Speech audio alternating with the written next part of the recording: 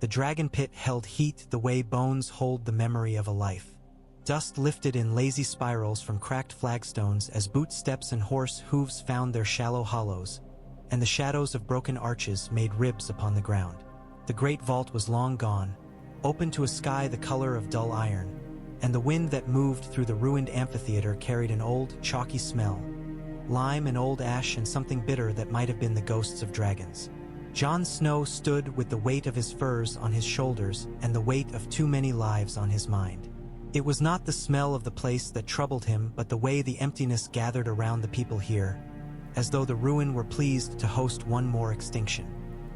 He kept his eyes moving, for his men out of habit, for the signs of treachery out of necessity, and found faces he knew and faces he distrusted. Ser Davos steady and watchful at his left shoulder, Ser Jorah Mormont dour and impassive with one hand on his sword, the Hound bent over the iron-banded crate he had dragged from their ship, Tyrion Lannister pale and still, Missandei near him with quiet dignity, Grey Worm with his soldiers at the pit's lip beyond.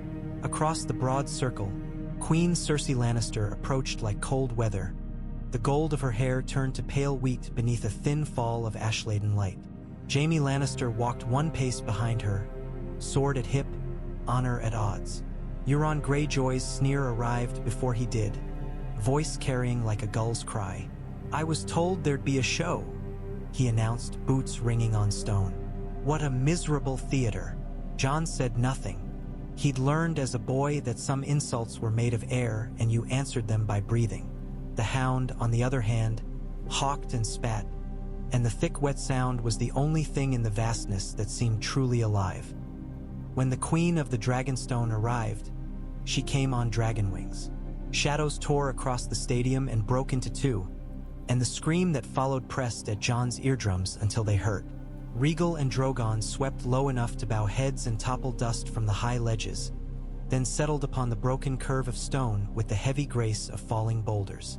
Daenerys Targaryen slid from Drogon's neck with a rider's ease. She did not look at Jon, not at first. Her gaze swept to where Cersei stood with Jaime, Qyburn, the pale maester's eyes like a bird's. The courtesies were as brief as winter light. Tyrion spoke for them, and his words were careful and screwed down tight, the way a carpenter sets a nail so it won't slip in frost. "We've come to show you the truth and ask for a truce," he said, and his voice carried in the pit the way a bell's tone carries through fog. Cersei's mouth was a line as thin and decisive as a blade. "You burned my cities," she said, and her words did not tremble.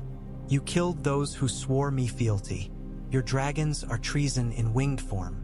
Daenerys stepped forward, each step deliberate, measured. "I will be queen of the 7 kingdoms by right of birth and by the consent of the people who live within them," she said. "But not today. Today we speak of the dead." "Bring it," the Hound grunted, and shoved the crate into the circle. The iron bands creaked. Inside the box something thumped with the insistence of a second heart.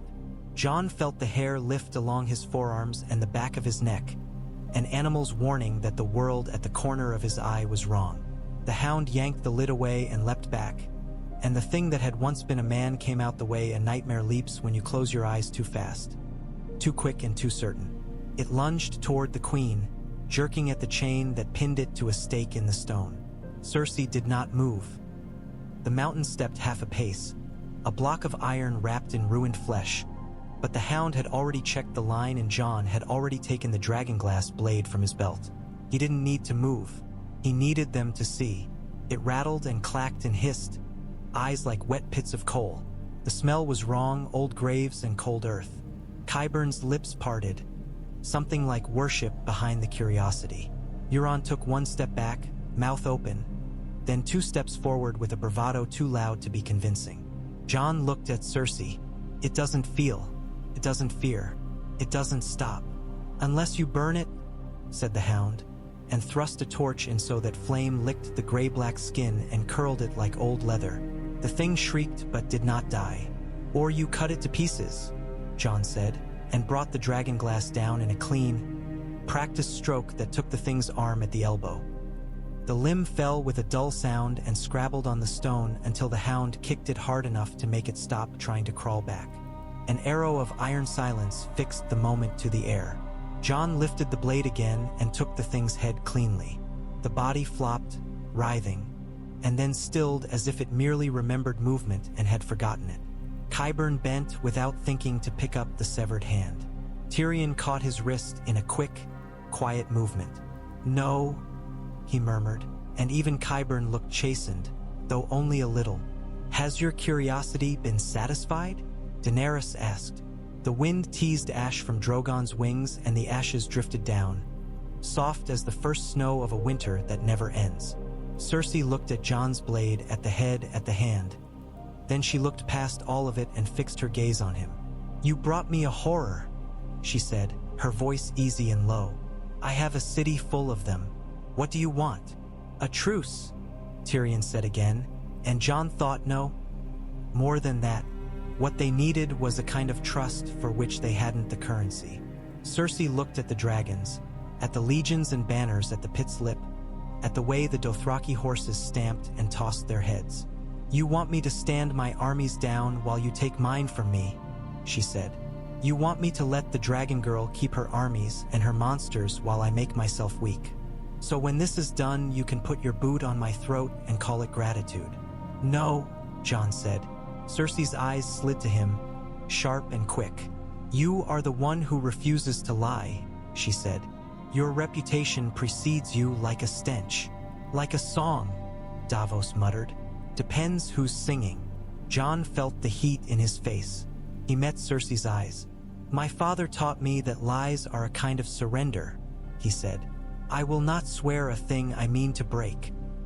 He looked at Daenerys because he had to, because the truth of it had to be held in the open, and found her gaze waiting. "I've bent the knee to Queen Daenerys. I meant it."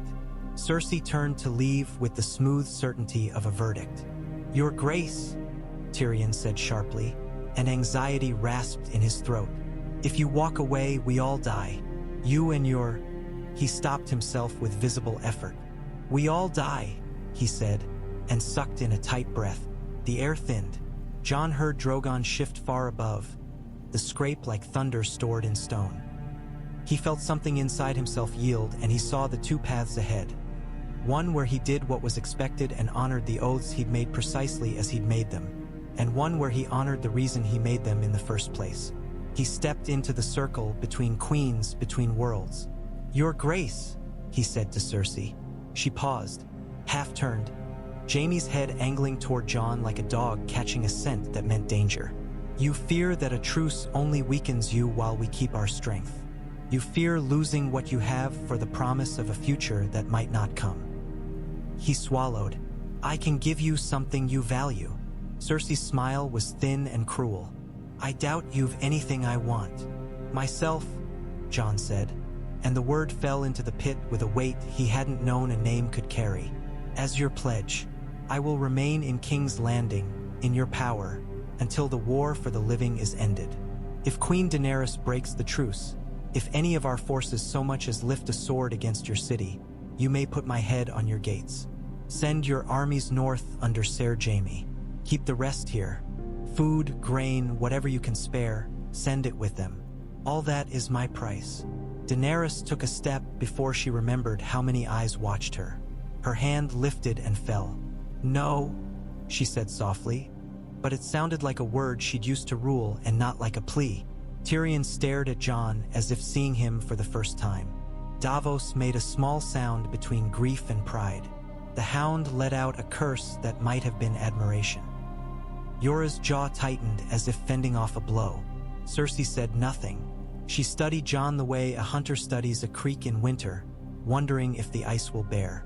"You imagine your life would stay my hand," she said at last. "You imagine your death would hurt your queen enough to hold her dragons where they sit. You imagine much." "I imagine nothing," Jon said. "I know her. I know what I am. I know the dead." The wind found a new path through the broken colonnade and sighed. "You would give yourself?" Jaime said, and his tone was not disbelief so much as an old pain at finding the shape of honor in the world again. "You would sit our prisoner while your people fight and freeze?" "I would do what needs doing," Jon said. "We all must." He glanced at Brienne of Tarth near the pit's entrance. She had come in quietly with Podrick, face solemn, eyes like clear lake water. "We've sworn oaths," Jon said, and his voice lowered, almost intimate in the ruin. "Some oaths can only be kept by changing them." Daenerys's gaze was on him as if she could burn sense into him by will alone. "I will not have you caged for me," she said, soft and lethal. Jon looked at her, the iron taste of fear on his tongue. "You won't," he said. "You'll have me there for everyone who doubts you. You'll have me there to tell them it's true. And you'll have my word that I will not raise a hand against the queen whose child sits in me as a hostage." Cersei's eyes flickered. It was the smallest motion, but for a heartbeat the mask slipped and a living woman looked out. The woman who had once been a girl promised golden-haired children and a crown. The woman who had buried them all. "Who told you?" she began, and stopped. She had not drunk wine during the parley. It was nothing. It was everything. "Send your men," Jon said, and held her gaze. "Or keep them and feed them and watch the world die at your door. But don't pretend you've no choice. We all have choices." He thought of Ned Stark, who had bent his stiff neck to a lie to save his daughter and died for a city that cheered his death. He thought of Robb, who had refused to bend and died for it. There were no clean hands in winter.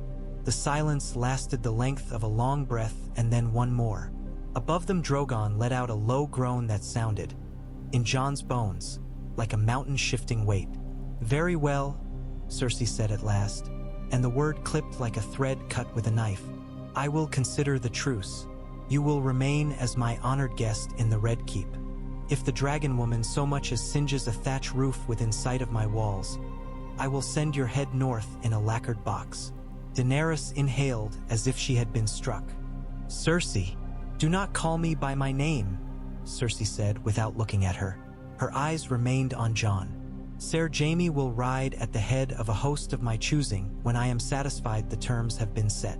We will draw them, Tyrion, with hostages and seals and witnesses enough to chain the sun." Tyrion took an audible breath. "I would prefer not to chain the sun, but witnesses and seals are, yes." "Jaime," Cersei said, and her brother inclined his head.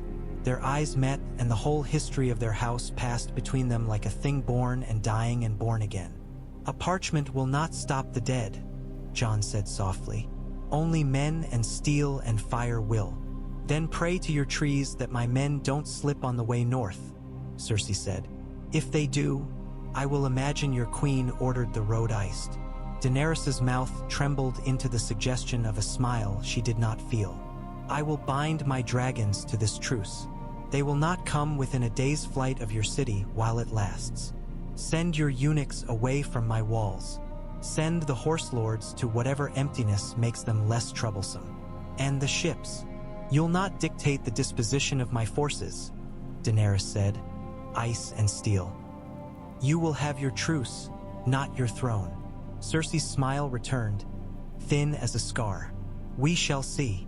They set a table upon a flat slab of stone that had once been part of the pit's staging and wrote the truce in a poor man's conditions. The names were ink and the breath that made them was frost. Tyrion spoke in the steady, dry tone of a clerk who has known wider worlds. Qyburn made admiring noises when clever words slotted into place like cogs. Jon signed with hands that felt less his the longer he watched Daenerys read each clause with a care that approached prayer. Cersei pressed her seal so hard the wax cracked. When it was finished, when witnesses from every corner had nodded and spat, the hound lugged the iron-bound crate back toward the edge with a new distaste for that which had once been interesting. The lords and ladies began to drift like flurries in a shifting wind. Daenerys found Jon in the shade of a broken arch, where the light fell in a thin blade. He saw how she held herself and understood that her control was not for the benefit of the court. It was for herself, to keep crushed grief from becoming anger, to keep anger from becoming fire. "You have a talent for ruining my plans," she said, voice low. "I'm making a new one," he said. "I notice." She looked at the seal upon his name and then at his face. "You would have been an abysmal King's Landing courtier willful enough to make Varys weep." Her mouth quirked and then steadied. "I won't forget this. Not the cost you've offered, and not why you did it. It's the right thing, he said, and hated the simplicity of the words.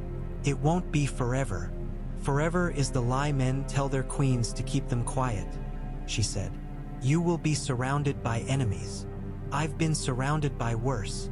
He remembered the ring of dead things in Hardhome, the hush before the scream. She exhaled, and a ribbon of hair lifted near her ear. I don't like it, she said. I know. He studied her face as if he might fix it in memory. Don't come near the city, he added. No matter what you hear, I will burn half the world to keep you from dying for me, she said. Please don't, he said, and something like a laugh broke from her, and then broke again into silence. They touched hands the way honest men seal a bargain. Between their palms, the future was as uncertain as the weather. Jon rode through the king's gate with a banner of white over his head, and the red keep reared before him like a predator's skull. Behind him the truce stretched thin as spun sugar and held because two women held it, because a man had handed over his neck, because the dead were moving and the living had finally remembered they were the same kind of fragile. He was lodged in Maegor's holdfast in a suite that had walls too smooth to find purchase. The rooms had been built to keep women safe from men, and now kept a man safe from a queen's temper if she wished to restrain it. The bed was too soft. The hangings held a faint, sweet smell beneath the wax and rush. Orange blossom, perhaps, the memory of a summer that belonged to someone else. Sunlight from narrow windows marked the hours like a miser counting coin. He saw the queen that evening in the map room with its floor painted as the realm had once been. The Westerlands were rich gold beneath the scuffed paint. The north a field of pale grace crossed by old scars. Cersei stood near the painted crownlands, one finger on the Blackwater as if she could feel the water's current through plaster. You speak like a northern priest and you trade like a Lannister, she said without turning. I suppose that makes you well-bred. I'm a bastard. Most of the realm is, if you look hard enough. She turned then, and he saw no softness in her face save what the candlelight forged with its trickery. She studied him the way a careful woman studies a rope before crossing a gorge. You guessed at the pit. About my child. I noticed you don't drink. Some men stop their wine for grief, she said. You thought I stopped it for hope. She moved closer and he saw the thing within her eyes that made her dangerous and admirable both. A refusal to be diminished by the truth seeping into the world. Know this, Northern Wolf, she said softly. If you are playing at some sacrifice to make me love you, you will fail. If you imagine I will forget the daughter who strangled on tears or the boy who fell from the sky, you will fail. I will do what keeps my child alive. Let the poets sing of your honor. I will sew my victories into swaddling and hang them over a cradle. Jon set his hands at his back, as if the steel might steady him. Then send your men, he said. Help make the world one they can grow into. She held his gaze until he felt the first stirrings of a strange pity. Hers was a grief that would not stop growing, a vine that strangled and climbed. Very well, she said. Jaime will take the field.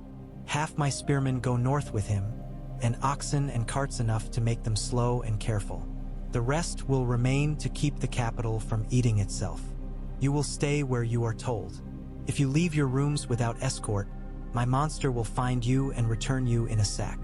If your queen burns the air above my city, you will see how quick the world forgets your honorable intentions. Your monster is a man, Jon said. Once. He served me better since he stopped pretending, she said, and there was no regret in that voice, only a determination that had been laced into her bones. Jaime Lannister came to Jon not long after, the candle on his desk almost guttered. I believed once that all men were the same, he said without ceremony as the door closed behind him. They wore banners over their hunger and slogans over their fear. Then I met a handful of people who seemed like something different. He looked down at his golden hand as though it had changed again when he wasn't looking. I am going north. It seems the stupidest good thing I will ever do.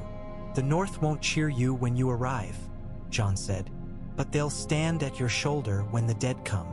I don't want their cheers. Jaime's mouth tilted. I want my men alive, and to do something Brienne will not look at me strangely for the rest of my life." He paused. "Was it true, what you said, that you do not expect her to break the truce?" "I know what she's suffered," Jon said. "She won't. Maybe she'll find another way to hurt you, but not that way." Jaime nodded, as if Jon had given him something he'd both expected and not wanted. "Keep your head," he said. "Cersei can keep a promise more fiercely than any man I've known, but she keeps it to the words, not to the heart." "I know," Jon said tiredly. "We wrote them down. On the ramparts, the wind worried the pennons like a dog with a bone. King's Landing breathed beneath him with that sour-sweet city smell, a stew of low tide and rot and cinnamon and spilled wine. From here, the city looked like a dragon's hoard gone to rust. From here, he could imagine it alive beyond the queen and her grief. A boy running with a stick along the street of silk because he had not yet learned what was sold behind those shutters. A woman at a window humming to a baby who did not know the word crown. The smell of fresh bread at first light, proof that morning didn't care who wore the throne so long as the ovens were warm. The raven arrived 3 days later, in the brittle light of a noon that pretended at warmth. The wax upon the letter was brown as old blood. It was Ser Davos's script outside, but within he recognized Sansa's careful, neat hand, the way each stroke knew its place. She said little. She didn't scold or plead. She told him what was needed: grain, men's boots, simple iron spikes, flax for bowstrings, leather for straps. She told him what Brienne had said to Jaime and what the men in the yard muttered when they thought no one listened. She wrote that Arya had a way of moving now that made the heir consider her an accomplice rather than an obstacle. She wrote, at the end and without adornment, "The lone wolf dies, but the pack survives. Come home," he wrote back. "I am coming home by making sure there is a home to come to. Tell Arya to stop frightening the cooks. Tell Bran to tell me what he sees if it helps our banners to fall where they should. Tell the men that when they spit on the Lannister tents, they spit on men who have chosen to stand where the wind is colder than their houses ever felt." He did not write to Daenerys. What he had to say to her could not be sealed in wax without burning. That evening Qyburn came to him with a courteous smile that did not touch his eyes. "The hand," the maester said pleasantly, as if discussing the weather, "it continues to move." "It was enough to see it move once," Jon answered. "You should burn it." "I should," Qyburn agreed cheerfully. "But there is a limit to how often a man can watch a miracle and throw it into the fire." He tilted his head. "I have never seen a thing so utterly given over to its purpose that it stopped being anything else." Jon stared at him. He thought of Night's Watch vows as iron rings and of what happens when a man binds himself too tightly. "If you keep it long enough," he said, "its purpose will find you." Qyburn's smile broadened as if Jon had complimented him. "I do hope so," he said, and took himself off with the meticulous little steps of a man who rarely treads where the ground is not firm. Jaime left at dawn with a host that rustled like dried wheat. Red and gold moved north along the Rose Road, then west to the Gold Road, then north again by way of tumbling valleys where men had eaten well for centuries. Carts groaned. Men swore. Ravens lifted lazily from hedgerows. In the red keep the days acquired a shape, and Jon learned what it meant to be an honored captive. He was given freedom enough to walk the inner gardens with guards at his back and the promise of an arrow if he turned wrong. He was permitted to read in a library where the books smelled like vanished men. He was allowed to stand on the balcony that overlooked the city and count the chimneys that smoked. A page with an anxious cowlick brought him broth on a tray as though delivering a baby chick. When Jon thanked him, the boy reddened as if the word had been heat. Cersei visited. Sometimes she asked questions about the North, so simple a thing as to feel like a kindness until he realized she was inventorying its weaknesses. Sometimes she asked about Daenerys, and the questions were lined as traps are lined. He answered as if walking a narrow ledge above winter water. There were times when she said nothing and they stood in the map room and stared down, two generals trying to will the little painted fields to yield. "Did she ever tell you what she wants when the war is done?" Cersei asked once. "Peace," Jon said, surprising himself with his certainty. "Peace is a word men use to mean everyone else is quiet," she said. What else? A kingdom that isn't tied to cruelty, he said. Less hunger in the countryside. Fewer whips. How inspiring. She cocked her head. And what would you ask for if a piece of the world were put in your palm? He thought of Winterfell's kitchen smells and Bran's gaze drifting and Arya's sudden knife smile. He thought of the hush before a snowfall so thick the air becomes another shape for silence. A world where children can keep their names, he said. You're a fool, she said. A dangerous one. I've been called worse, he said. When this is done, Cersei murmured, and her hand went to her belly. So brief and unconscious emotion, he might have missed it if he hadn't been waiting to see humanity in her the way a man waits to spot green shoots in spring. You will go north. You will take your wolves and your women, and you will let my city out of your mouth. If you come here with swords, I will set the world on fire to stop you. I know, he said. Please don't.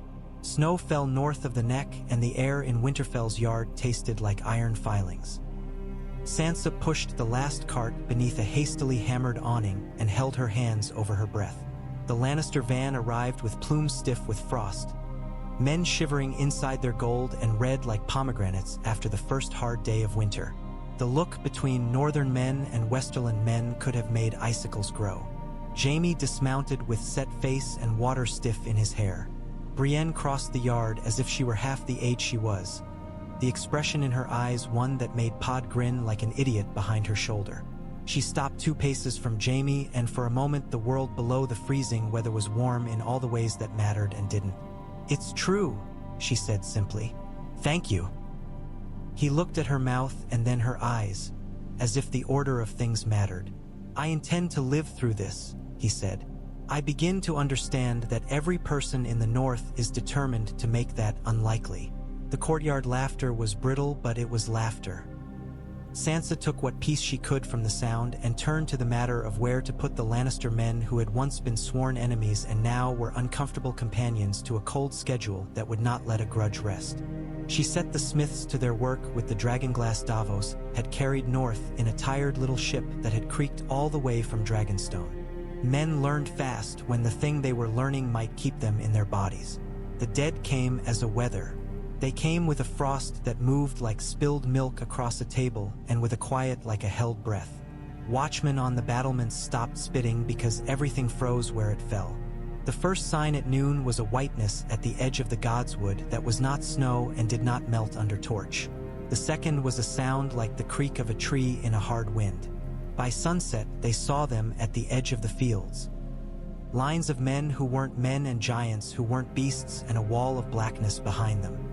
They had set their trenches already, laced their walls with dragonglass, made the plan 10 times and each time set it to the weather and made it again.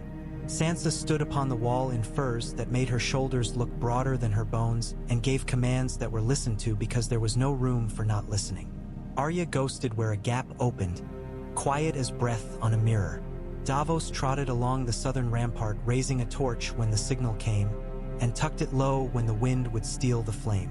The hound muttered and clutched a flask and swallowed and clutched it again, and when the first white clawed into the firelit trench, he stepped forward anyway because a little girl stood too near and that was a language he understood. Jaime held the south gate with men who would have booed him yesterday. He hacked and hacked again and felt the old rhythm return in his shoulder and his back, the golden hand clumsy and hated at his left, and woke to the understanding that all the songs had been lies and yet this was a kind of song, breath and grunt and the hiss of blade through rotten tissue. He stumbled, and a shield lifted beside him where Brienne had appeared as if conjured, and something in the steady way she fought set his foot again, and he grinned at her and bled and lashed and did not die. Drogon came howling through the sky like an answer to a prayer a child had muttered under a table where the adults argued. Fire battered the dead into smoke and black ice. Regal wheeled and dove and tore whites away from the walls as if shaking loose burrs from a coat. Daenerys rode with her jaw set and her eyes narrowed against the flying shards of winter. She had taught herself to keep her seat in winds that would roll a lesser rider, and when the undead dragon's blue fire sliced past her flank she ducked and tasted half of fear and half of fury and all of it necessary. She called to Drogon with a sound that wasn't a word and felt the living cord between them go taut. Once she thought she saw Jon at the parapet, face lifted, mouth shaping her name, but that was memory playing tricks with smoke. Ravens watched from high dark perches. Bran Stark sat in his chair in the Godswood with his gaze on no one and everyone, eyes milky as the light, and inside his mind the world was an enormous and exact thing, and he was a small thing in it, and also a hand that set a small weight here and saw a mountain shift there. He had told Arya where he thought the blue shadows thickened and where they thinned, and when the moment came her feet were already where they needed to be. In the library, where benches had been set as crude barricades and small hearts beat too fast, Arya ghosted between shelves with a knife in each hand and a heartbeat like a drum in a low tent. A white turned its head with the jerk of a puppet, and she stepped around it because she had learned that sometimes the right step is not the one that takes you closer to the kill, but the one that makes you part of a room. The smoke tasted of old pages. When she reached the courtyard where Bran's chair waited with Theon Greyjoy's bow bending like a birch in a storm, she was breathless without breathing. The wind changed. The cold became a shape with a face. The Night King did not hurry. The dead do not. He moved the way a glacier moves, inevitable and uninterested. Men retreated because feet remember how to move long after courage has fallen asleep. Theon's arrows rattled from the thing's armor, and then he had no arrows left, and he did the brave, stupid thing he had always been meant to do and ran straight at a god. The sound his spear made when it snapped was like a sob you hear through a door. He fell the way a door falls. The Night King moved another half pace. Arya came from darkness as if darkness had decided to make a point. She leapt and the air parted, and the dagger that had once belonged to a king's would-be murderer and then to Littlefinger slid toward a gap under ribs the color of cold. The Night King's hand caught her by the throat. Her feet kicked at nothing. She dropped the dagger and it fell, and the hand that hadn't held the blade was the hand that held it now, and she drove it in where the cold was thinner, and the world broke with a sound like breath taken after too long underwater. The dead froze where they stood and fell like bad statues. A sound rose from 1,000 throats, as if a nation were relieved of a weight it hadn't known it carried until it was gone. Arya lay on her side, a long heartbeat, and laughed a small, terrible laugh that made the hound swear and wipe his eyes. By dawn the snow in the yard was red and black and brown, and then white again wherever the wind had brushed it. Men slept beside men they had fought, and Jeor Mormont's letters in the library fluttered where a window cracked. Daenerys sat in the dark beside Yora's body until the dawn reached for her shoulder, and then stood and climbed to Drogon with eyes that had tears drying on cheekbones hardened like iron behind them. A raven came south on winds that did not care about politics or promises. The letter it carried was short.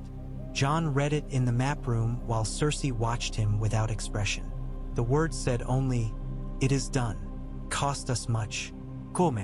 A small muscle worked in Cersei's jaw. Jon thought of Sansa's careful hand and of the way Arya had held, once, a needle not much longer than her hand. He thought of the weight he had put on Daenerys and how she had carried it.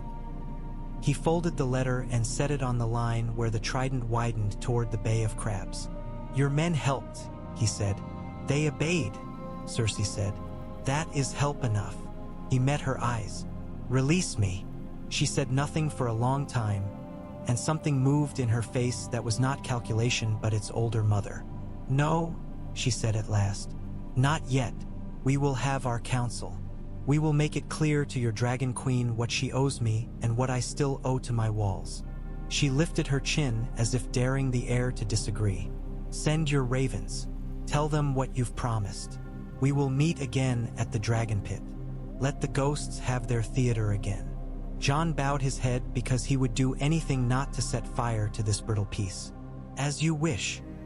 Samwell Tarly arrived before the meeting like the answer to a question Jon hadn't been brave enough to ask.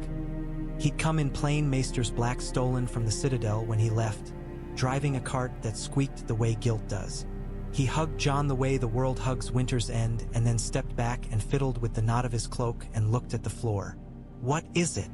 Jon asked, already exhausted. Sam looked up.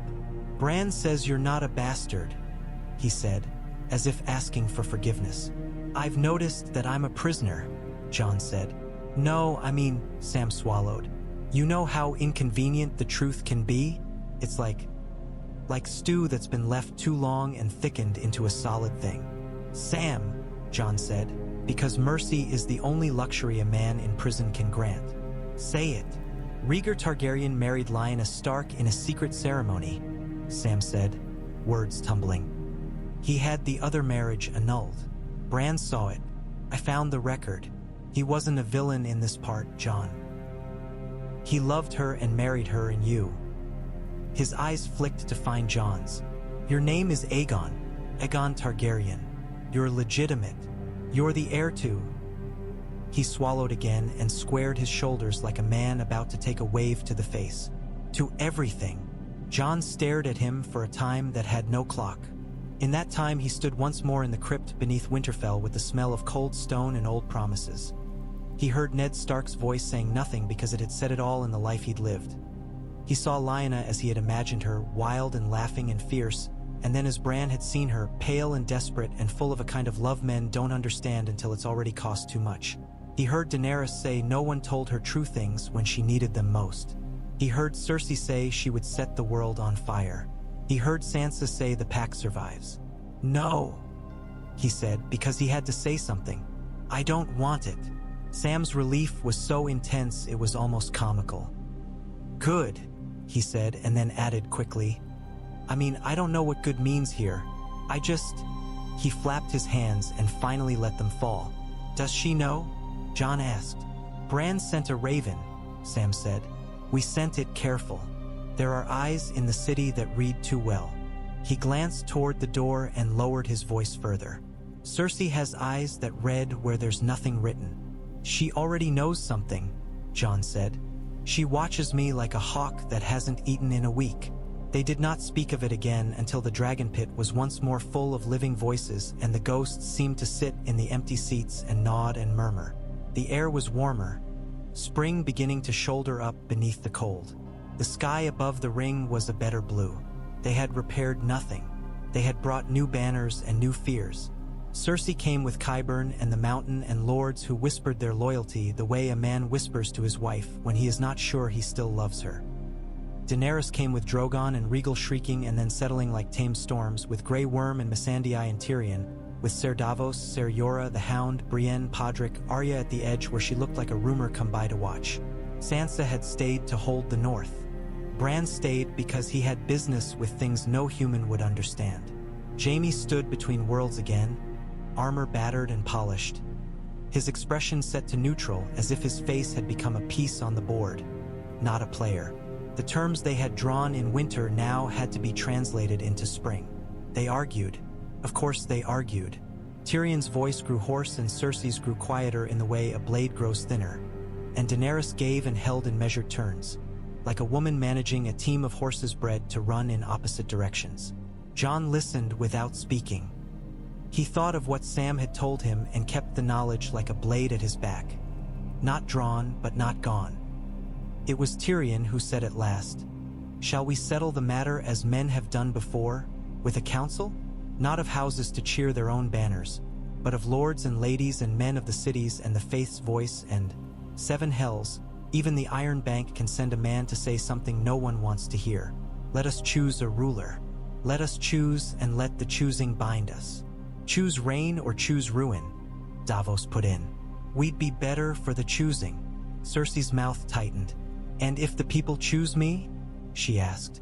"Then you will be chosen," Tyrion said, his gaze steady. "If they do not, you will be outvoted." "Outvoted," she repeated as if tasting a new spice and finding it bitter. A charming word to replace usurped.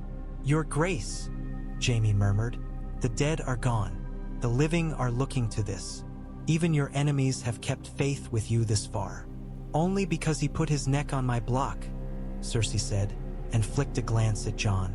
He didn't flinch. "Very well. We will have your counsel." She looked toward the empty seats where commoners used to watch dragons fight. "In the place where beasts were kept, we will teach men to sit without eating one another." They convened the council that afternoon upon rough benches within the same circle. The lords of the Vale came with their boy lord grown strange and long of limb and mind, and he smiled thinly at anything that clinked. The Riverlands sent Edmure Tully with his neck unbowed and his pride repaired as best a man can mend a cracked jug. Dorne sent a calm-eyed woman who called herself a Martell cousin twice removed and looked at the world as if she would not permit it to disappoint her.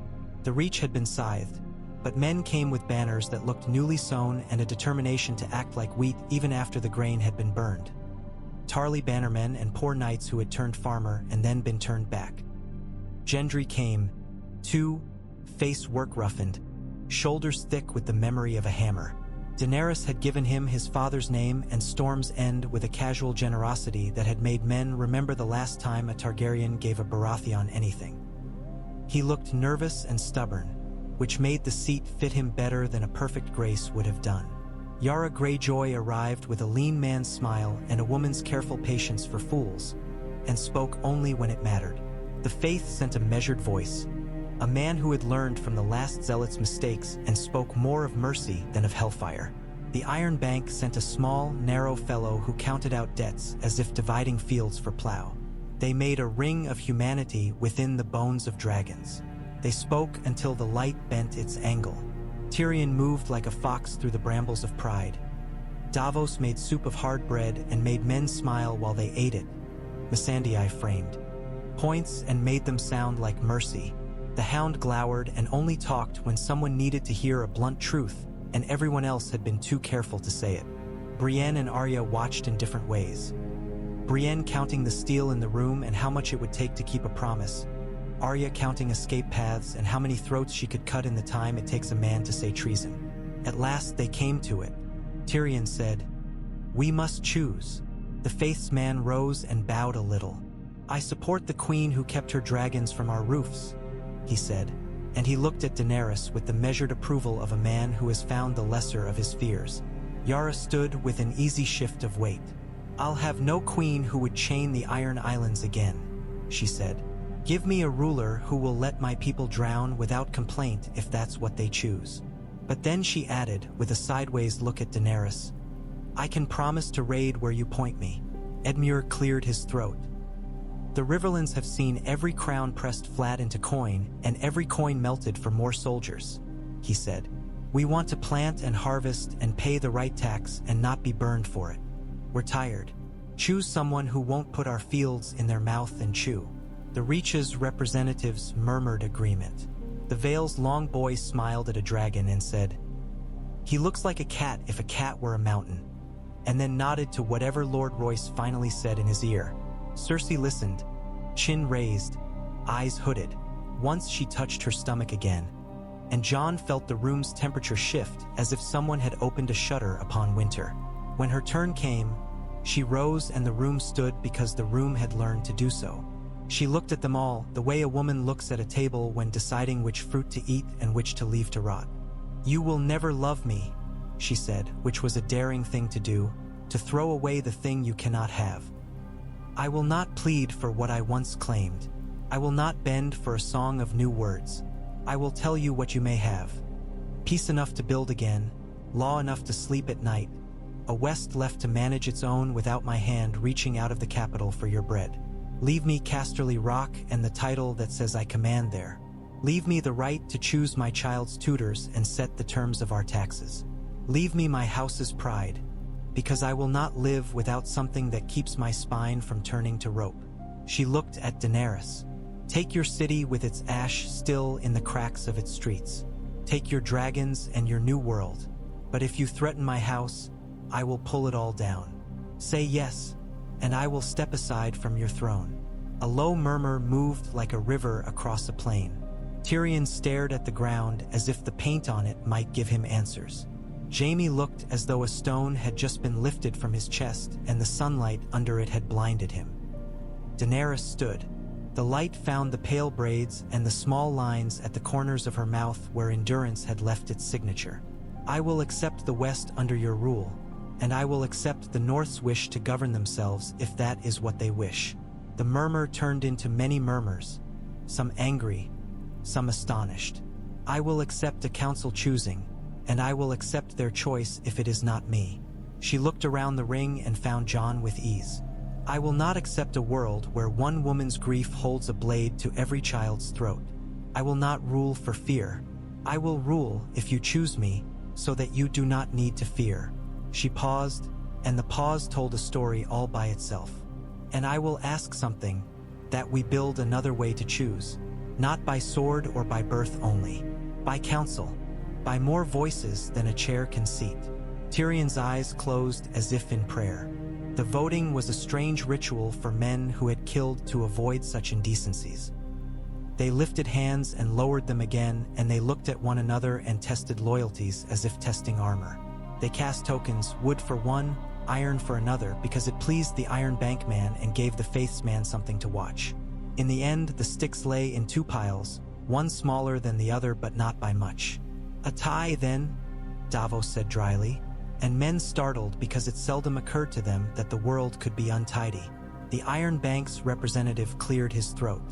There is the matter of the king who does not want to be king, he said, as if announcing a balance come due. Aegon Targaryen.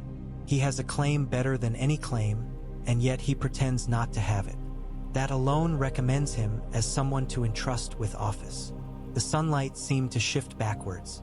A half-dozen heads turned like crossbows. Cersei's mouth curved, not quite a smile. Daenerys's eyes widened by the smallest degree, and then narrowed with something that was not anger. It was a grief that recognized a new cut in an old scar. Tyrion didn't look surprised. He looked tired. News travels as fast as men wish to use it, he said softly, and then louder. It is true. The record exists. The site was had. Jon. My name is Jon, Jon said. He stood because he could feel the wave coming, and men look at a man who stands very differently than at one who speaks sitting. It does not matter. I will not take a crown that would cost me what I already owe. He met Daenerys's gaze and saw there the entire ocean of consequences. And I will not set the realm on fire to deny a truth. Do with it what you will. My claim is a sword left in a sheath. Choose and let it be done. I ask only two things. That the North choose its own and keep its vows with its neighbors. That Cersei Lannister take her banners and her grief and keep her peace in the West. If either is broken, there will be no crown that can hold what spills. Cersei's chin lifted. A king's speech from a man who says he isn't one, she said softly. Perhaps your son will make better ones, Jon said. Silence gathered like snowfall. Daenerys took that silence in before she spoke, not rushing to fill it. Very well, she said at last. The North will keep their kingship if they choose it. The West will be hers if she swears and keeps this peace. I will take the city if you choose me.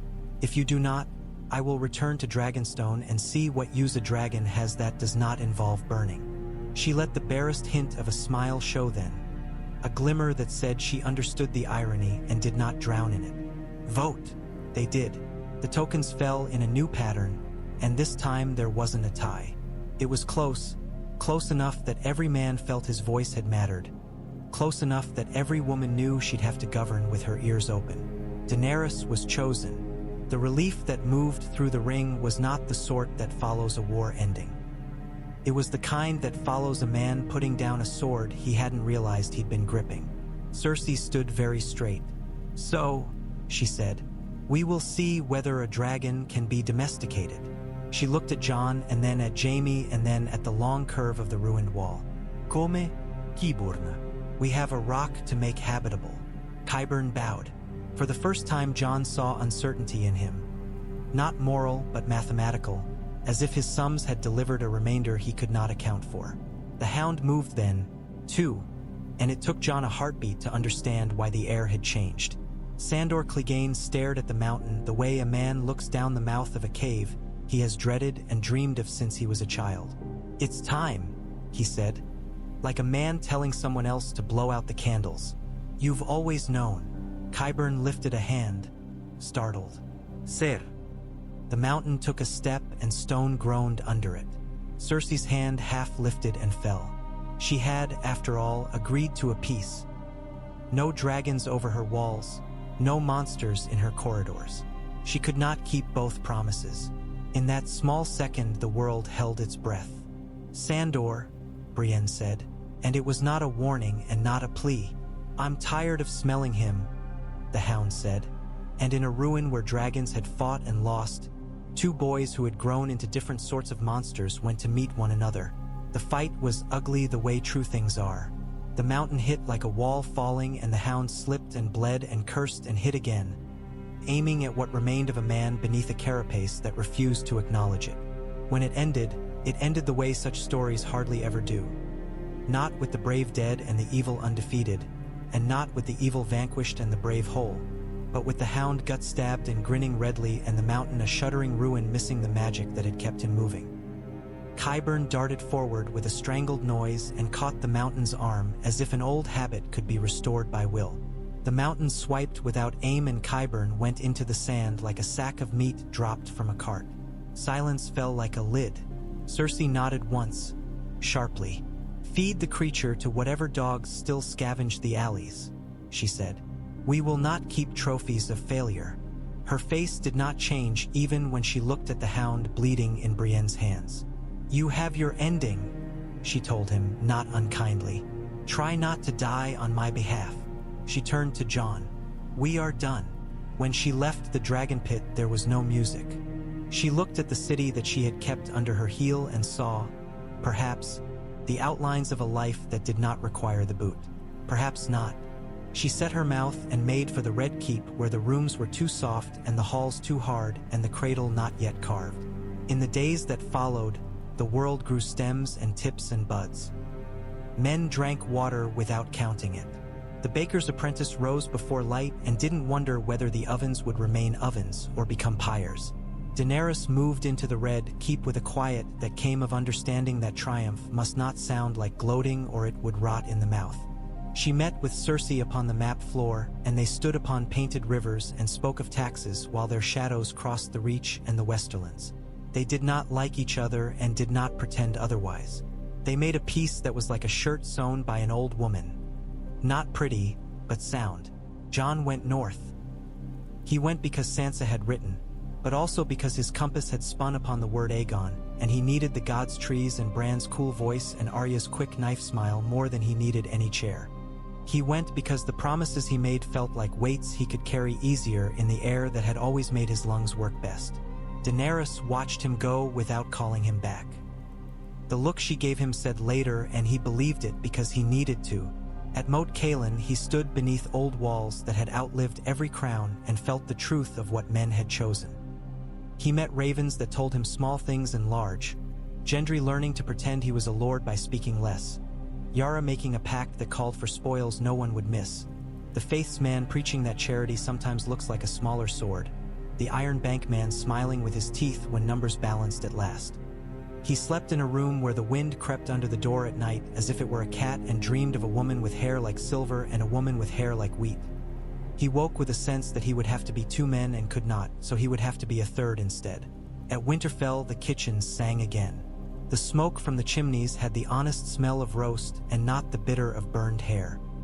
Sansa met him in the yard, and for a heartbeat they were children. And then the world returned, and she put her hands on his face and said, very practically, "You smell like the South. It smells like cinnamon and anger," he said. And she laughed, then cried just a little. Arya hugged him like a sister with knives at her belt and asked, "How many times did you want to kill someone and didn't?" And he said, "Too many." And she said, "You'll get another chance," very cheerfully, and he didn't want to know whether she meant for him or for herself. Bran looked at him and nodded, as if confirming a theory. They sat in the great hall with the banners lifted again. The dire wolf hung upon the air the way smoke hangs from a pipe. They ate and drank, and the talk turned naturally to practicalities, because that is how the North keeps from drowning in the stories men tell when they are not chopping wood. Jon told them what the council had chosen and what he had said and what he had not said.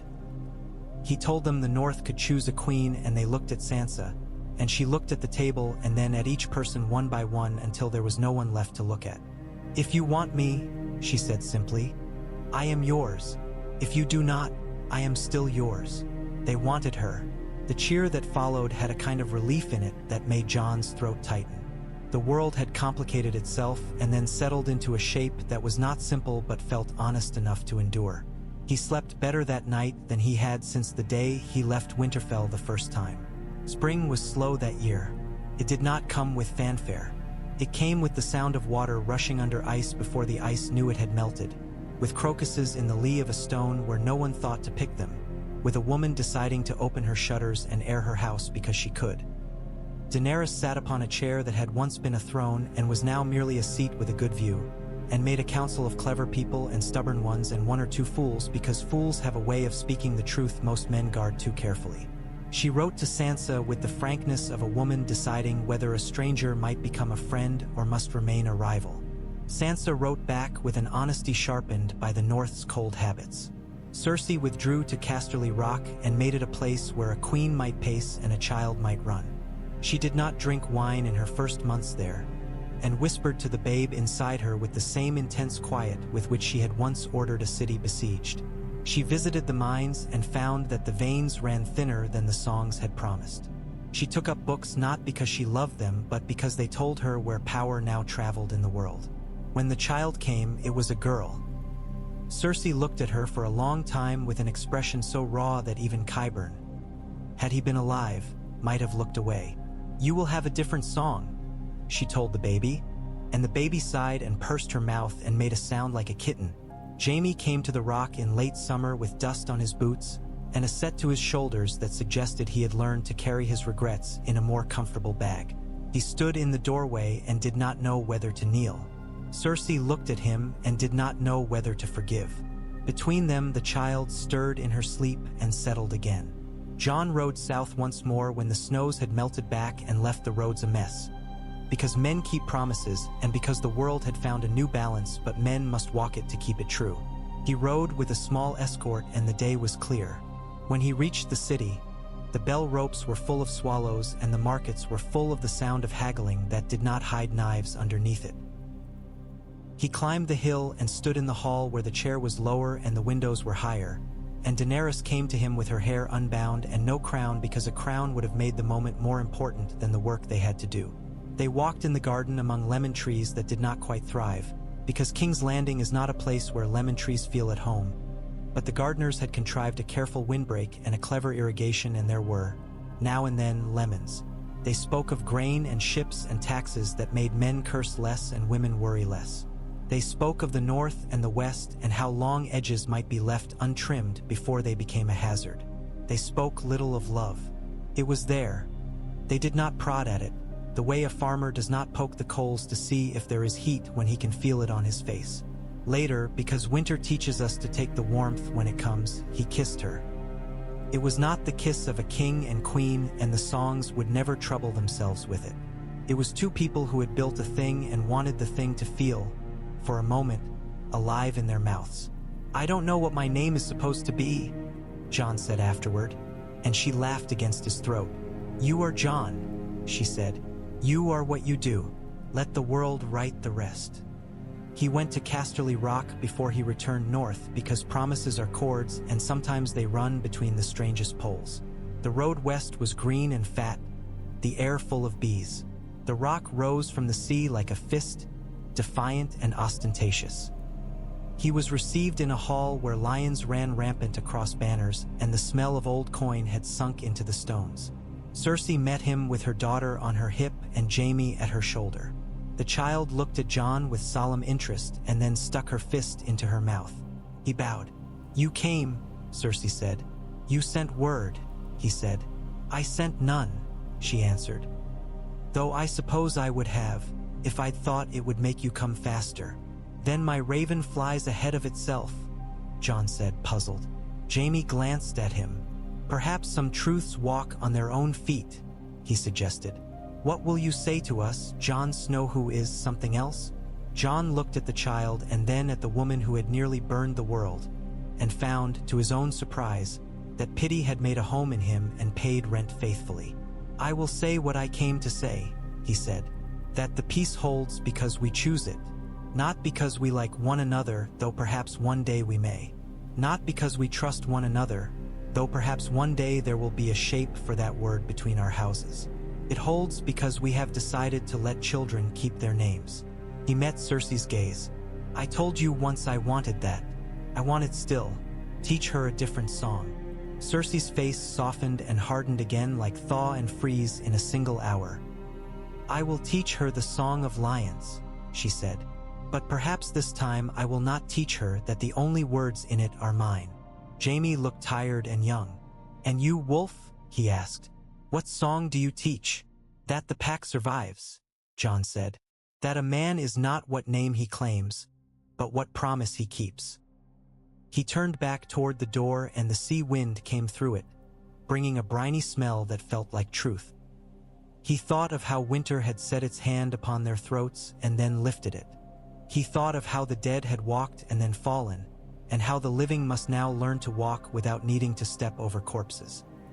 He thought of Daenerys in a garden with unwilling lemons, of Sansa making the North a garment that fit, of Arya walking where she pleased and frightening men who deserved it, of Bran looking at the world from above and telling it small, crucial truths, of Tyrion moving words into places where they might do work, of Davos stirring a pot with a spoon and feeding a boy who would one day raise a daughter, who would one day raise a girl who would stand in a ruin and listen to a story about a winter that was less hungry than it could have been. He rode out from the rock under a sky the color of tempered steel. The sea laughed against the cliffs in its old language. On the road, a peddler trudged with a pack of tin pots that clanged like bells. Somewhere in a hamlet, a woman opened her shutters and let a spring wind make chaos of a neat room because smelling the world fresh mattered more than order. In King's Landing, a queen sat and listened to a fishmonger complain about the price of salt.